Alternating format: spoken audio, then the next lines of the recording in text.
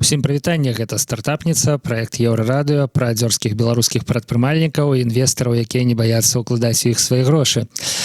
Юлія Нехай, як заўжды ў нашай студыі, свядоўцы стартапніцы. Сённяшнія нашыя госці гэта Ягор Дуброўскі і Андрэй Каралькоў, сузаснавальнікі стартапа Filmustage. Прывітанне. Всем привет. Прывітанне, Ягор. Прывітанне, Андрэй. Гэта гісторыя пачалася са скрадзенага заплечніка, працягваецца паспяховым стартапам, які дапамагае сцэнарыстам па ўсім свеце спраўляцца з іх аб'ёмнай працай. На аснове нейрасеткі стартап дапамагае запаўняць, я не ведаю, сцэнарныя заяўкі, як гэта называецца? Технические задания, назовем это так. Тэхнічныя заданні. Лепш, натуральна, пра гэта распавядзе Ягор і распавядзе Андрэй, але найперш я хацеў бы даведацца, што за гісторыя з скрадзеным заплечнікам. Як там, что было? Окей. История начиналась около 3 лет назад. Я тогда поехал в Америку в рамках своего продакшена, который я основал с ребятами 3 года назад. Поехал на съемки фильма, постажироваться, поучиться, перенять опыт, понять, как происходит там, в Голливуде. Это было реально в Голливуде? Да, это был реально там проект в Голливуде. Я поехал туда как помощником, не по своей основной специальности как оператор, а как помощник, чтобы пообщаться, изучить. И после 3 недель съемок я поехал к своему другу в Сан-Франциско. И в первый же вечер мы решили забежать в джазовый клуб. То есть настоящий джазовый, там спускаешься в подвал, все как нужно. Но он находился в одном из самых неблагоприятных районов Сан-Франциско. Об этом я узнал после. Джаз был крутой, но это оказался самый дорогой джаз в моей жизни. Там десятки тысяч долларов он мне стоил. Потому что в моем рюкзаке находились документы, ноутбук, камера, объективы, все жесткие диски, деньги, вещи, все, даже носки украли. И ничего с этого не знаешь? Ничего не нашли, да. То есть еще самое интересное, когда мы туда пришли, там уже стояла полицейская машина. Мы думали, странно, почему здесь стоит полицейская машина? Смотрим, разбитое стекло, открытый багажник. Мы сразу же к полицейским. Они говорят, не-не-не, мы не по вашему вызову, в соседнем здании кого-то застрелили. Походу, там то ли застрелили, то ли перестрелка, что-то с этим связано. Они говорят, сэр, не беспокойтесь, сейчас все будет хорошо. Они там вызвали еще какой-то патруль. И уже начали смотреть по нашему делу. Посмотрели на разбитое стекло, и сказали, что вещей вы не найдете. В принципе, мы сейчас составим протокол, но про вещи забудьте. Потому что таких случаев, как у вас, миллиард. Сан-Франциско, поэтому... Классно. Я говорю, а вы отпечатки снимете? Он такой, смысла нет, но ради вас, чтобы вы видели, как это в фильмах происходит. Он пошел, принес, коробочку эту, показал, как они снимают отпечатки. В Беларуси, мне здаецца, знайшлі, потому что все... Возможно. Отбитки пальцев у базе. Я пакуль что все ж таки добра. Стартап это привело. Скрали, да. Как это привело? После этого я не мог вернуться некоторое время, 2 или 3 месяца домой. Логично. И мне нужно было искать какую-то подработку, чтобы заработать на новые вещи, объективы. Телефон, опять же, нужен был, и ноутбук. И находясь там, я завел кое-какие контакты, знакомства, написал ребятам, говорю, так-то, так-то. Ситуация такая страшненькая, нужно что-то делать. И они попросили мое портфолио, небольшое резюме, спросили, что я умею делать, я все написал. И они сказали, окей, можешь поработать на пилотных сериях. Мы там снимаем разные пилоты и для Netflix, еще для каких-то продакшенов. Як оператор. Как второй ассистент оператора. Первый и второй ассистент. То есть я занимался технической частью. Оператор, первый ассистент оператора, другие ассистенты оператора. Самая большая иерархия, на самом деле, как бы это ни казалось, там есть помощник помощника. Шаровный свет кино. Да, там все очень четко. На каких-то проектах работал? Они какие-то даже известные. Я не знаю, это были пилотные серии. То есть, возможно, эти сериалы пошли дальше в съемки, возможно, нет. То есть, я к этому дальше отношения не имею. У меня была четкая задача. Я занимался настройкой камеры, менял объективы, настраивал Ronin, то есть работал с материалом, копировал. И как это привело? И я начал общаться с ними лично. Как они работают, чтобы перенять опыт, хотя уже в Беларусь, Минск. И оказалось, что они делают все при помощи маркеров, бумаги, электронной почты и PDF-файлов. То есть у них очень консервативный, очень старый То бок все круто, але в Так, а плане как всё-таки технологий идея там И я пришла? подумал, что можно оптимизировать. Я говорю, ребята, так вы же тратите вот столько времени. Говорят, ну да, а вариантов нету. И я такой, ну сейчас же нейронные сети развиваются, это же можно. Вот приехал в Минск, какое-то время еще вынашивал идею, встретился с ребятами, рассказал, и провалидировали нашу идею с клиентами и поняли, что да, это может работать. Можна я у Андрэя запытаюся, тому што нам толькі Ігор зараз все распавядаў. Андрэй, а вось вы што рабілі ўвесь гэты час? На якім этапе вы трапілі у каманду Filmu Stage?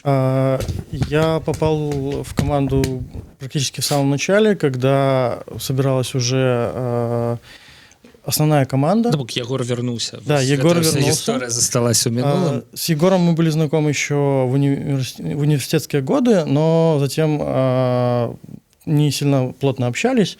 Вот. И уже через наших общих знакомых снова мы встретились и собрали вот остальных ребят и начали вот проект. То есть я туда вступал как технический специалист. Вот. Окей. И вы ободва як бы заснавальнікі проекта. Калі это всего настроя, да, всего настроя. Еще есть Руслан. Вот. Ладно, передаем привет. Да, привет, Руслан. Вось. Все равно не влез бы до нас у студию зараз, але так ці інакш. Калі гэта ўсё было? Колькі вось прайшло часу ад заснавання проекта до моменту примерно як мы полтора тут года суммарно, мне кажется. В декабре 2018 года вот началась собираться команда. В 2019 году мы уже приняли решение, что мы действительно стартуем проект. В начале 2019 года. И где-то уже в марте 2019 года был написан первые строчки кода по проекту. После того, как мы провели там сессию интервью с различными продюсерами из Голливуда, вот, которые нам подтвердили, что действительно существует необходимость как-то этот процесс упрощать, ускорять, потому что он не только на этапах съемок задействован, но и даже на этапах оценки просто сценария. Потому что из 10 сценариев, которые попадают продюсеру в руки, только лишь один стартует в продакшн. Угу. Вы сфокусироваліся на сцэнарый. Все ж таки вы займаліся аператарскай працай, а ў выніку займацца сталі аптымізацыяй сцэнароў. А як гэта адбылося? І вось наколькі вам атрымалася рэальна ацаніць рынок гэтых запатрабаванасці, да, такого проекта? По поводу того, что я вот был оператором, когда ты основываешь свой продакшн, тебе приходится заниматься, по сути, всем. От написания сценариев, от продюсирования, кастинга актеров, может быть, даже немножко порежиссировать. Поэтому... Играть. Да, вообще, да, где-нибудь. Класс. Немножечко. Камео. Приходится заниматься фактически всем. Вот, и поэтому ты начинаешь понимать, как работает вся индустрия. Ну и, собственно, это необходимо понимать. Если ты основываешь свой продакшн, ты должен знать каждый этап, как он работает, что для этого нужно и какие специалисты задействованы. Сценар апынуўся самым праблемным? Он оказался самым корневым, потому что от сценария начинается вся остальная работа. То есть сценарий, когда приходит к продюсеру, чтобы оценить бюджет фильма, да, чтобы потом составить график съемок, чтобы понять, каких актеров привлекать. Все начинается с сценария. Это технический документ. Вот. И оптимизировав и начав работу именно вот в самом начале, можно ускорить все остальные процессы. Угу. Вы, получается, работаете с технологией распознавания естественного языка. Вот какая у вас точность распознавания контекста? Андрей? Сейчас мы оцениваем свою точность около 80%, то есть сейчас 80% результата уже можно использовать вот прямо как есть. В будущем мы планируем довести это до 90%, ну и будем дальше бороться за каждый процент.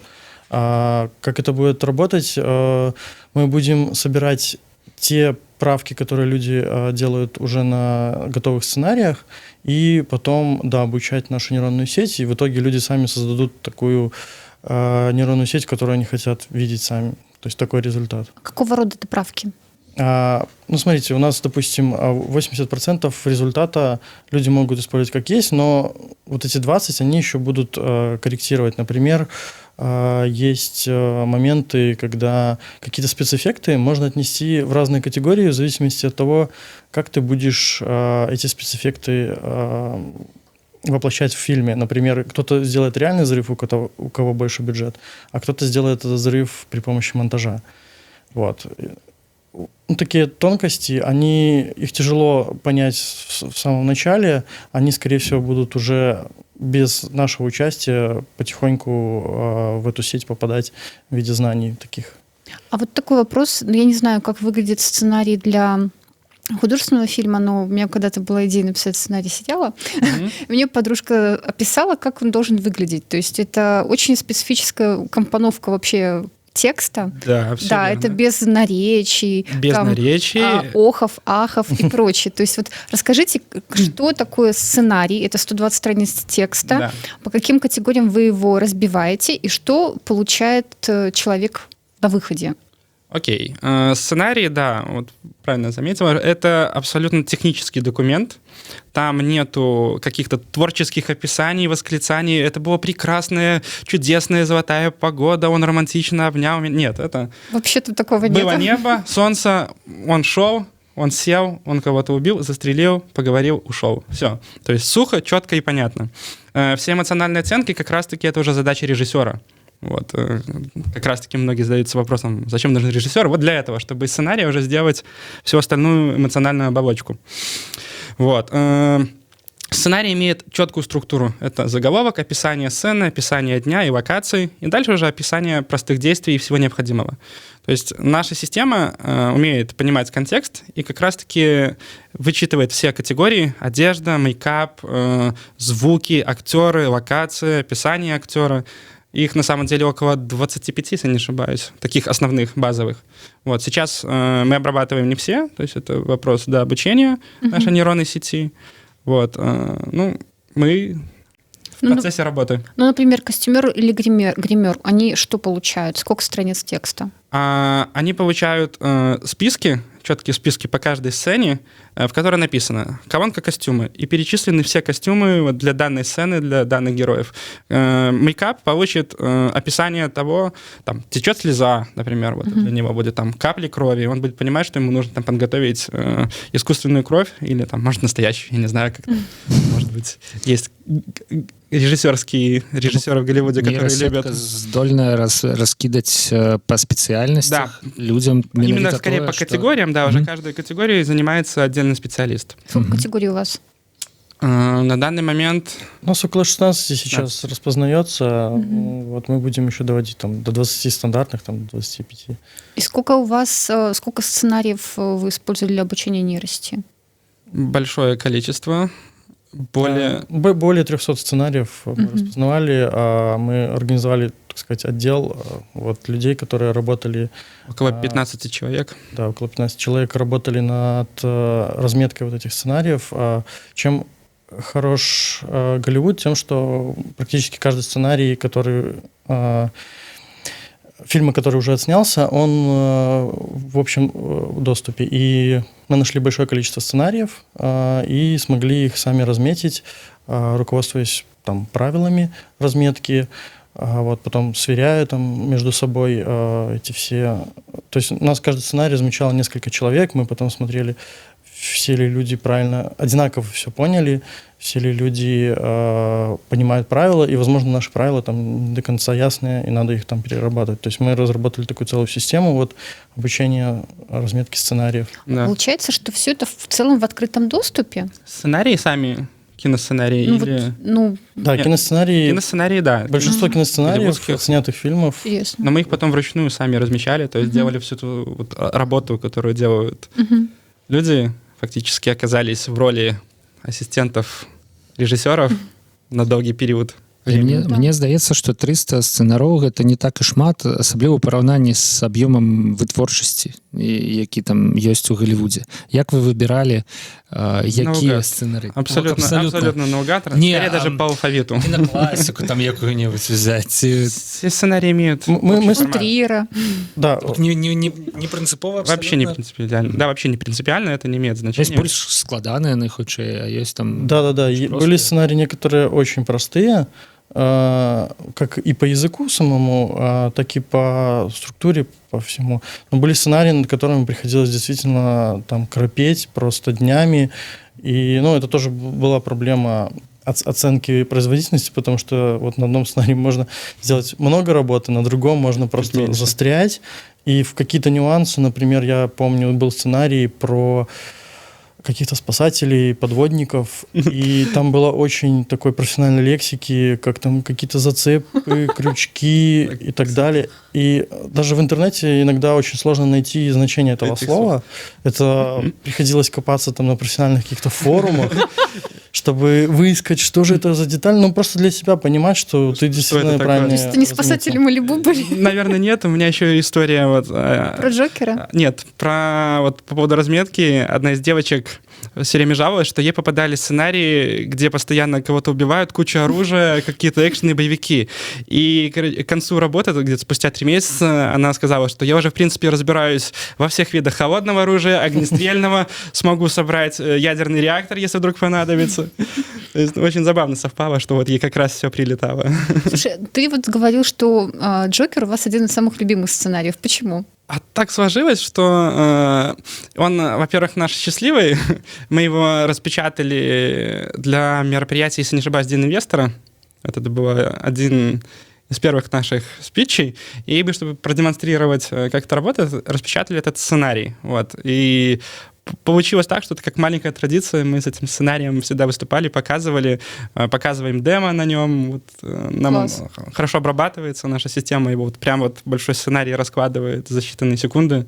Угу. Вот, поэтому ясно. Исторически сложилось. А как обстоит дело с языками? То есть вы сейчас работаете с английским, а есть ли перспектива поработать с русским или белорусским языком, помочь Беларусьфильму, например? Андрей расскажет по технической части. Из таких препятствий, которые могут быть для внедрения нового языка, это нахождение необходимого объема сценариев, то есть данных, на которых можно будет сделать обучение. Вот. А также приспособленность этого языка к обучению на нашей системе. А из других проблем, которые есть с русским языком, в странах СНГ не очень развит, скажем так, процесс работы именно формальный, чтобы это придерживаться определенного формата, определенных правил, чтобы сценарий выглядел вот так вот четко, как в Америке, вот то, что вам рассказывала подруга, что это должен быть такой сухой, написанный документ. В русских версиях сценариев очень часто эмоциональные оттенки, эмоционального подтекста. То есть каких-то эмоций лишних. Там как раз расписано. Да, как раз расписано более подробно, то есть где это не нужно. То есть где-то присутствует большое количество вольности, отклонений, пометок и прочего. Вот. Для нашей системы это может быть проблемой, потому что мы обрабатываем данные, а системе будет сложно иногда понять эмоциональные какие-то описания и окраски. Это скорее будет проблемой для людей, которые будут дальше с этим работать, потому что все эти эпитеты могут к ним подгрузиться, и они будут не знать, что с ними делать. Там. Угу. Да. Вы адразу таким чынам фокусуецеся на заходні рынок. Англоговорящий. Англамоўны. Як можна ацаніць яго перспектывы? Хто зараз карыстаецца стартапам? Колькі гэтых людзей, калі гэта не камерцыйная таямніца? Не коммерческая, нет.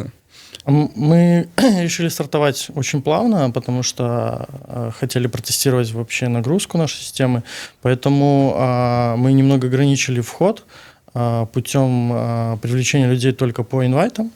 Вот. Далее мы размещали посты в профессиональных группах в Фейсбуке, и уже когда видели, что действительно там интересно нам люди откликаются на них, именно профессионалы в нужной сфере, мы их приглашали, и они тестировали. То есть у нас на данный момент протестировало нас порядка 100 пользователей, 40 из них активно с нами работают, в плане они нам отвечают, они нам присылают свои отзывы, свои поправки, пожелания, чего бы они хотели еще видеть.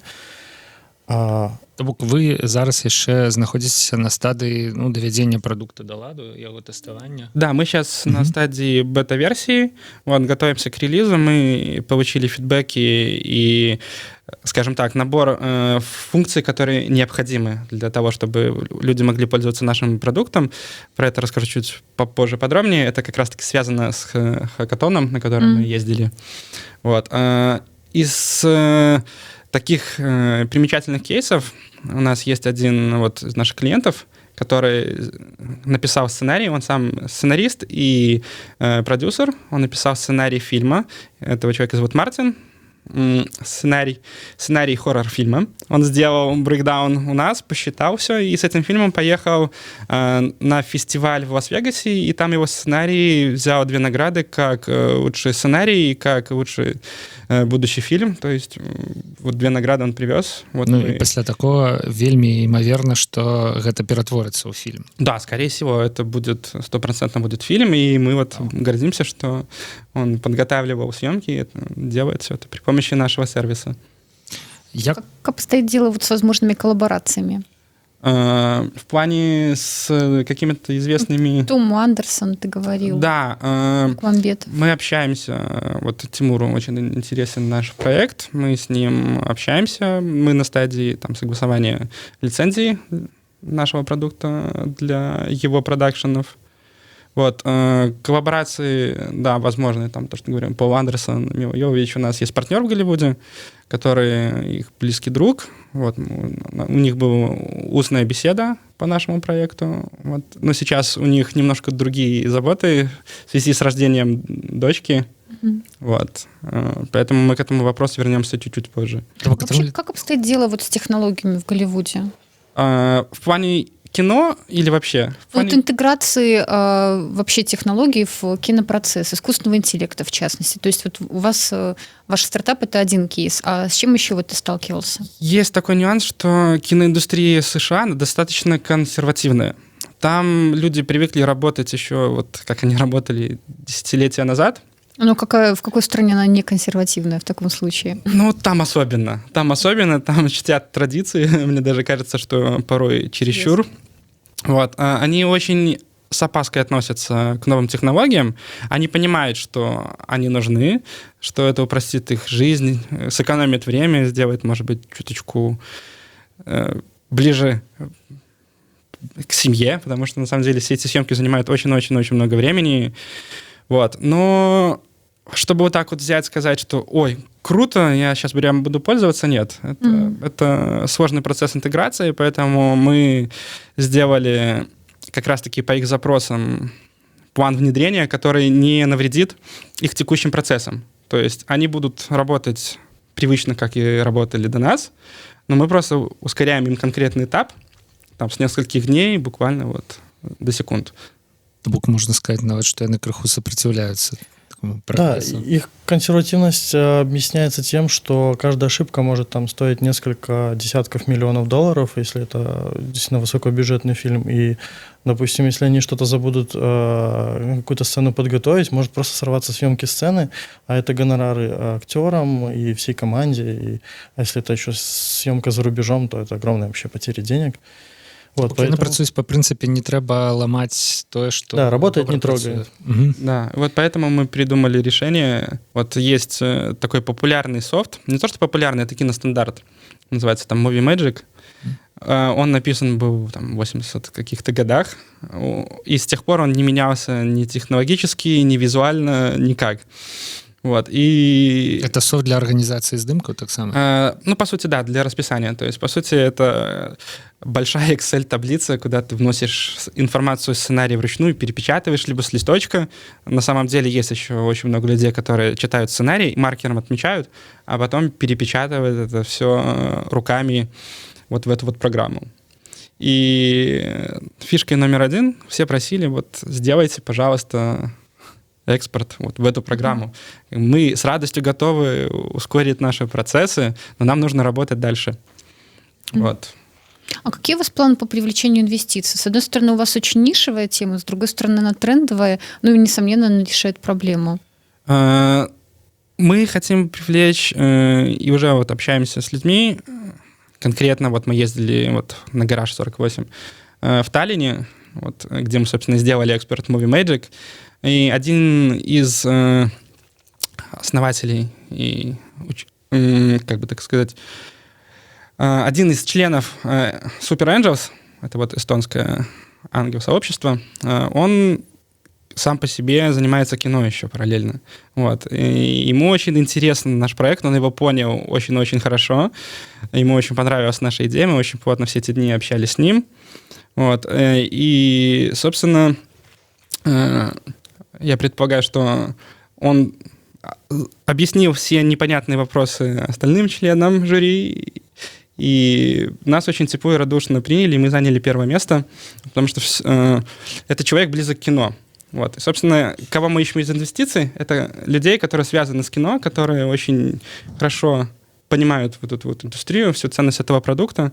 Мне здаецца, што чалавек, які не блізкі да кіно, ён увогуле не зразумее, Нет, что дзеля чаго это все мы с этим сталкивались, да, но 5 минут разговора, и все становится понятно. То есть цель очень простая. У нас есть работа, которая делается неделю, мы ее ускоряем до секунд.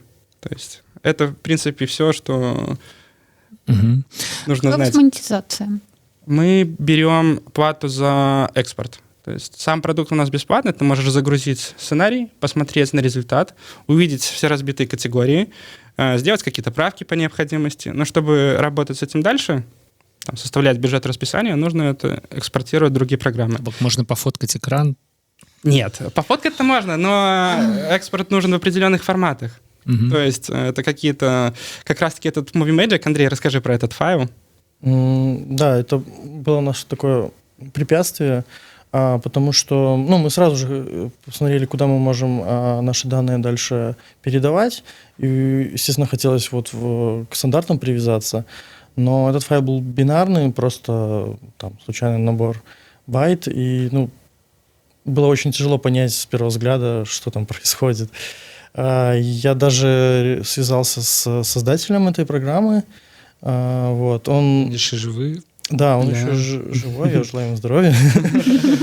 Вот. Особенно в наш тяжкий час. Он очень тепло нас принял. Тогда мы с Русланом были вместе на звонке, и он был вообще удивлен, на самом деле, что кого-то интересует этот файл сейчас, потому что он был написан там в 87-м году.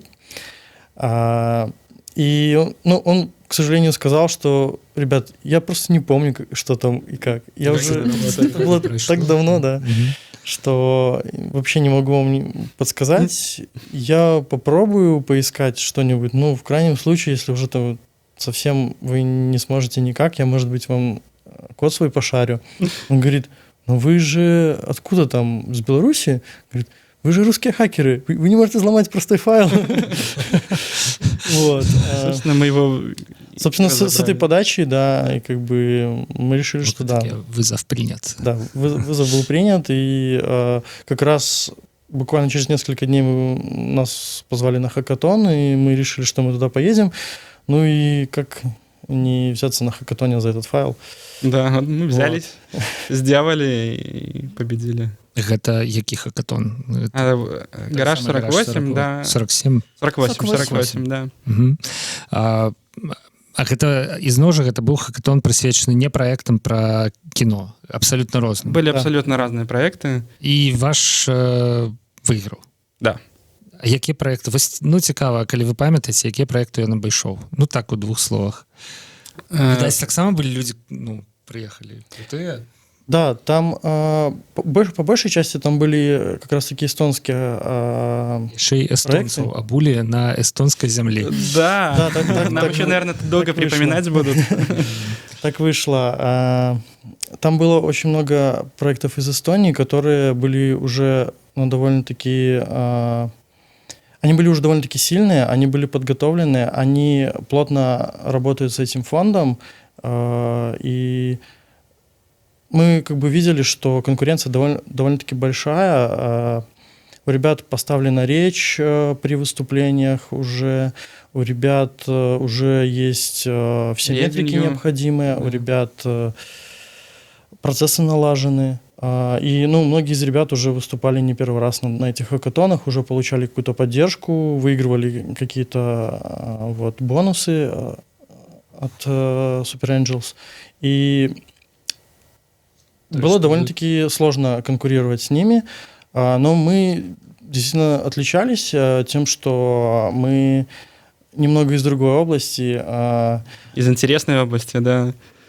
Да, из такой развлекательной большей области, что ну, немножко нестандартное решение, что у нас речь была там с шуточками, прибауточками, с рассказами из жизни. Вот. Ну и как отметили вот и жюри, что мы нашли реальную проблему, которая есть, вот именно на самом хакатоне. То есть мы очень плотно пообщались эти дни еще с нашими клиентами, причем даже некоторые из клиентов с нами общались прямо на съемочной площадке и говорят: так, ребят, у меня 5 минут, давайте быстренько. Вот. И мы реально услышали их, реально взяли вот эту вот задачу, и сложную, непростую, и реально за 3 дня ее воплотили и показали на демо-дне. Слухайте, ну вось хотел я запытацца якраз пра шутачкі, прыбаутачкі і размовы з інвестарамі. Я так разумею, што на беларускіх інвестараў вы мала глядзіце, таму што прадукт цалкам арыентаваны на іншыя прасторы, і гэтай прасторы там таксама ёсць шмат інвестараў. А вось на мінулай праграме у нас быў стартап з галіны секс-тех, і яго заснавальнік казаў нам, што слова секс, калі кажаш інвестару, ён, ну, як бы пачынае усміхацца, радавацца, але грошай не дае. А вось са словом Голливуд гэта працуе ў іншым накірунку. То бок, можа, кажа Голливуд, и одразу, вау, класс, я несу вам чемодан грошей. Мы общаемся и в Минске в том числе и с нашим ангельским сообществом. Вот. С Angels Band. Да, и с Angels Band, и с другими частными инвесторами.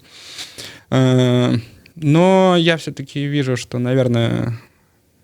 не фокусное для вас. Да, да. Частично это привлекает, особенно на первом этапе, когда расскажешь о проекте. Но дальше мы пытаемся, ну, как бы, когда углубляемся в проблему, очень тяжело людям, не посвященным это все, понять рынок.